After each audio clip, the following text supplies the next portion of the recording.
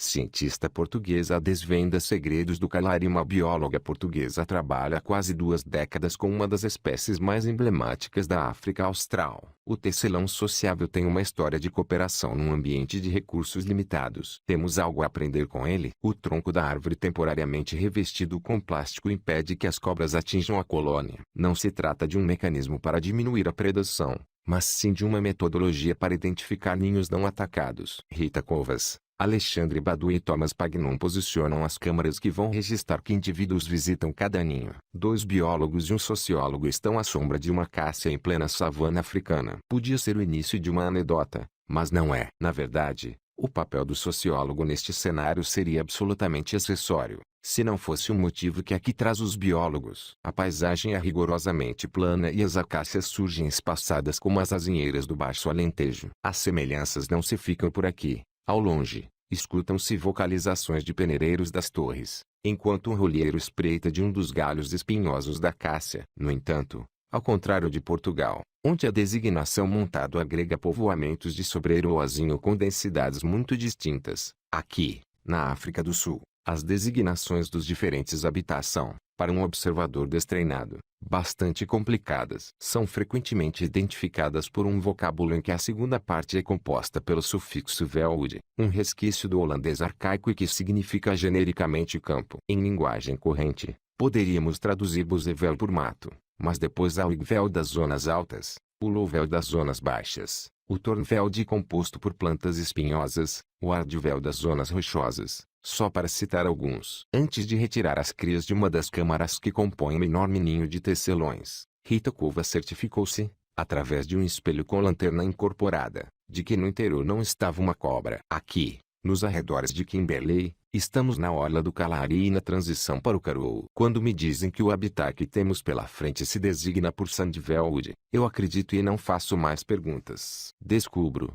porém, mal passamos além da orla das acácias, que o antigo lago fossilizado que avistamos ao longe contém hoje vegetação que constitui aquilo que localmente se chama Barfbland. Dou graças por não ter vindo aqui documentar e escrever sobre vegetação. Kimberley fica a 2/3 do caminho entre a cidade do Cabo e Joanesburgo, bem no centro do país. Quando se faz uma busca na internet por imagens representativas deste território, há um cenário que se impõe sobre os demais. Um enorme buraco designado sem eufemismos como Big Hole foi escavado à mão a partir do final do século XIX. 40 anos mais tarde, entre milhões de toneladas de terra e pedras, tinham sido retiradas daqui quase 3 toneladas de diamantes. Foram os diamantes que colocaram a região no mapa e, com a sua descoberta, a empresa que viria a monopolizar este mercado adquiriu direito sobre o território a que conseguiu deitar as mãos. Com o tempo e muita prospecção, percebeu-se que algumas destas propriedades não continham diamantes e foram assim convertidas em reservas naturais que hoje se podem visitar para observar vida selvagem ou caçar. Benfontaine tem 11.000 hectares e fica a 10 quilômetros da cidade. É um desses exemplos de responsabilidade ecológica, embora, ao longe, os montes de escória se iluminem à noite, já que algumas minas permanecem em elaboração mesmo depois de o sol se pôr. Como os tecelões sociáveis não apresentam dimorfismo sexual, e a genética que permite saber quais são os machos e as fêmeas. A terra é vermelha e fina e as primeiras chuvas, que aqui coincidem com o tempo quente, deixaram os caminhos enlameados. Poucos dias depois, começam a germinar ervas verdes. Os insetos tornam-se mais ativos e sustentam uma cadeia trófica que recomeça todo um novo ciclo reprodutivo para uma infinidade de espécies. Há quase 2 décadas, em 1998, Rita Covas, bióloga do Centro de Investigação em Biodiversidade e Recursos Genéticos da Universidade do Porto, CIBio, chegou aqui pela primeira vez. Terminara o último ano da sua licenciatura em Biologia no sul de França e tinha pouca vontade de regressar a Portugal. Entre as várias possibilidades de projetos doutorais, o exotismo de África falou mais alto. Olha-se para a estrutura e,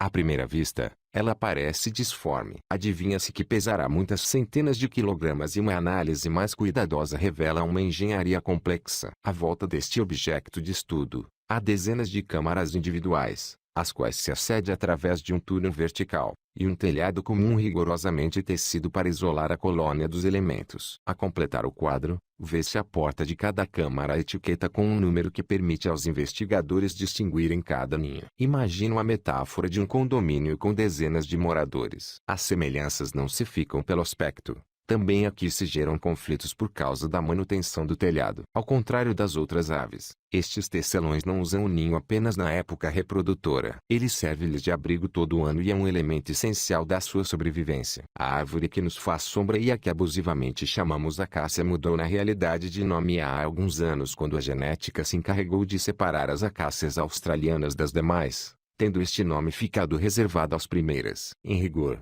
a Vachellia erioloba é apenas uma das espécies deste gênero que existem na região, mas, na área de estudo de Rita Covas, os ninhos de tecelões sociáveis são todos construídos nestas árvores. Os tecelões sociáveis são endêmicos da África do Sul e a sua maior peculiaridade, como o nome sugere, é um sistema reprodutor cooperativo. Até os 2 metros de altura, o tronco da árvore encontra-se revestido de película aderente para dificultar a subida de cobras que regularmente visitam as colônias. A população de tecelões é estável e, embora a mortalidade por predação por cobras seja muito elevada, esta medida adoptada em cerca de metade das colônias estudadas não se destina a promover um aumento da população, mas sim a garantir que, no fim da época de reprodução, existam dados que permitam testar as hipóteses colocadas, explica a bióloga. A mim, a película aderente interessa-me ainda por uma outra razão. As colônias estão na maioria dos casos a cerca de 3 metros de altura. Para fotografar os tecelões num ângulo favorável, preciso de me posicionar em cima da própria árvore. Sabendo que aqui as cobras se dividem entre perigosas e muito perigosas e que neste projeto já houve pessoas mordidas, irei claramente selecionar uma árvore com película aderente. Ainda assim, quando pergunto a Rita Covas se já encontraram cobras em colônias protegidas, ela responde de modo pouco reconfortante, só algumas vezes. Ao contrário dos esquilos europeus, essa espécie, Cherus nauris, não é arborícola. Vive em tocas no subsolo e tem um sistema social complexo. Nesta região, divide o espaço com suricatas, com os quais estabelece por vezes relações de mutualismo. Os suricatas vigiam e dão alarme em caso de perigo e os esquilos escavam as tocas que ambos utilizam. Enquanto falamos, os tecelões, cada um dos quais marcado com um código de anilhas coloridas e aparentemente indiferentes à nossa presença, visitam os ninhos. Quando Rita Covas aqui chegou pela primeira vez, já um ornitólogo sul-africano marcava individualmente os tecelões desde 1993. Até agora, foram marcados mais de 5.000 indivíduos e uma das maiores virtualidades deste projeto é a informação que só se pode obter em continuidade. Para se entender as vantagens e desvantagens da cooperação não basta observar o resultado de uma ou outra interação. É necessário compreender como os indivíduos se comportam ao longo da vida, quando ajudam,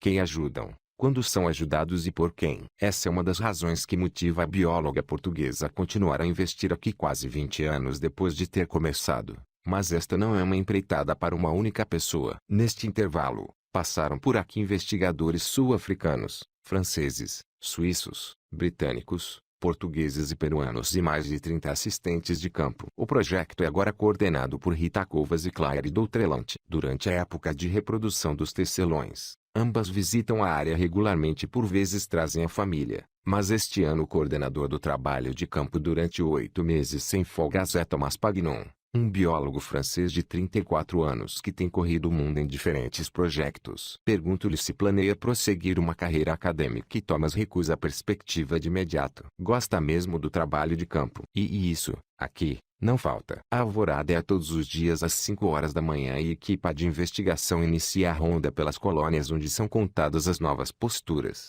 assinalada a presença de cobras e marcadas e pesadas as crias com 3 ou 17 dias. Até há pouco tempo, eram posicionados observadores humanos debaixo das colônias que registravam a identidade dos indivíduos que entravam em cada ninho. Hoje, optimiza-se o esforço e reduz-se o risco de incidentes com cobras. O trabalho é feito com câmaras de filmar. Ainda assim, sob o sol do Kalahari, é preciso colocar e retirar câmaras todos os dias. Embora estejamos no início da época de campo, Thomas assegura que já existem cerca de 900 clipes com 2 horas cada para visualizar. Perto do meio-dia, o calor torna-se demasiado intenso para as aves e para os investigadores. A tarde serve para carregar as baterias das câmaras e dos investigadores, e para organizar a informação recolhida de manhã. Os sistemas reprodutivos comunitários estão presentes em cerca de 9% das espécies de aves e 5% das espécies de mamíferos, mas a cooperação existe em quase todas as formas de vida. A Procavia capensis é um mamífero peculiar que está presente nas regiões áridas da África do Sul, estabelecendo relações de sociabilidade e cooperação intensas. Vou permanecer aqui poucos dias, mas rapidamente percebo que, após o entusiasmo das primeiras semanas e dos encontros com animais da savana, é difícil manter o entusiasmo com um trabalho repetitivo e fisicamente exigente. Já tivemos assistentes que não se adaptaram e tiveram de partir, reconhece Rita Covas. Penso depois nas dezenas de milhares de linhas das folhas de cálculo que agregam toda a informação recolhida e começo a compreender a relutância de Thomas em trocar o trabalho de campo pelo trabalho de secretária. Mais penoso do que o despertar matinal, o calor omnipresente ou o risco das cobras, é passar meses ou anos a tentar extrair sentido de um volume astronômico de informação. Rita e Claire têm feito os resultados são muito interessantes. As cobras visitam regularmente as colônias fazendo deste modo um controle natural da população de tecelões. A selva em linguagem coloquial é uma metáfora para o salve-se quem puder e, no imaginário coletivo, a natureza parece estar hoje muito mais perto de uma imagem de competição pela sobrevivência do mais forte do que da paz do Jardim do Éden. Os tecelões sociáveis não são as únicas aves com um sistema reprodutor cooperativo, mas são das que têm uma sociedade mais complexa e das que têm sido mais estudadas. À primeira vista, parece um paradoxo evolutivo. Numa colônia desta espécie, não são apenas os progenitores que se encarregam dos cuidados parentais às crias. Em média, uma cria partilha 50% do seu patrimônio genético com cada um dos progenitores, mas partilha também, ainda que em menor escala, com familiares mais distantes como irmãos, tios e primos que aqui ajudam trazendo alimento, fazendo manutenção do ninho ou expulsando predadores. Este comportamento não viola os pressupostos do gene egoísta porque, ao investirem no sucesso dos seus familiares, os tecelões estão a garantir a perpetuação dos seus próprios genes. Mas essa espécie vai mais longe. Entre os ajudantes encontram-se também vizinhos sem qualquer relação de parentesco com as crias. O que justifica este investimento? Rita Covas faz questão de sublinhar que cooperação não pressupõe a ausência de competição. Se o comportamento de ajuda tem um custo para quem a presta, também tem forçosamente de trazer um benefício. Caso contrário, não seria mantido numa população. Descobrir quais são estes benefícios e como se equilibra a balança entre custo e benefício é o nosso objetivo principal, diz. A vida destas colônias é bastante mais complexa do que uma manchete de jornal poderia resumir. Se a lição que 150 anos de biologia evolutiva nos ensinaram é que os tecelões não escolhem entre cooperar e não cooperar, a verdadeira conclusão do seu comportamento é outra. Ao longo de várias gerações, se os tecelões que cooperam forem mais bem-sucedidos, então essa será uma característica com tendência para se perpetuar nas gerações seguintes. Se a lição que 150 anos de biologia evolutiva nos ensinaram é que os tecelões não escolhem entre cooperar e não cooperar. Para este sociólogo, em contrapartida, a lição interessante prende-se com as ambiguidades que se geram quando se usam nestes contextos palavras como cooperação ou altruísmo e cujo significado é indissociável do sentido humanizado que atribuímos às ações. É quase sempre má ideia utilizar explicações biologicistas para explicar o funcionamento das sociedades humanas e o mesmo sucede quando humanizamos comportamentos animais.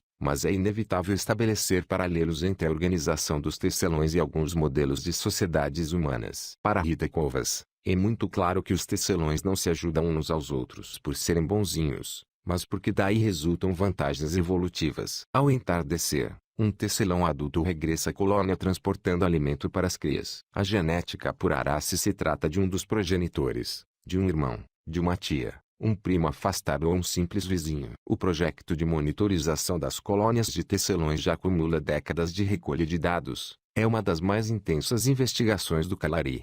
20 anos é um período muito longo, mas não chega para responder a tudo e, como quase sempre em ciência, quanto mais se investiga mais dúvidas se alimentam. Do alpendre da casa de arquitetura colonial onde a equipe está alojada, avista-se ao longe uma trovoada. Aqui, a chuva é muito rara, mas de cada vez que cai, os tecelões intensificam a atividade reprodutora e dão origem a uma nova geração que vai engrossar o gigantesco volume de informação e ajudar a responder a novas perguntas. Quando o meu avião descola do pequeno aeroporto de Kimberley, vejo pela primeira vez o Bigole. Para o oeste, Estende-se o cada vez mais árido Calari e, vista de cima, a paisagem do boliço das minas faz-me pensar nos tecelões que vão ter de reparar o telhado depois da tempestade que se aproxima.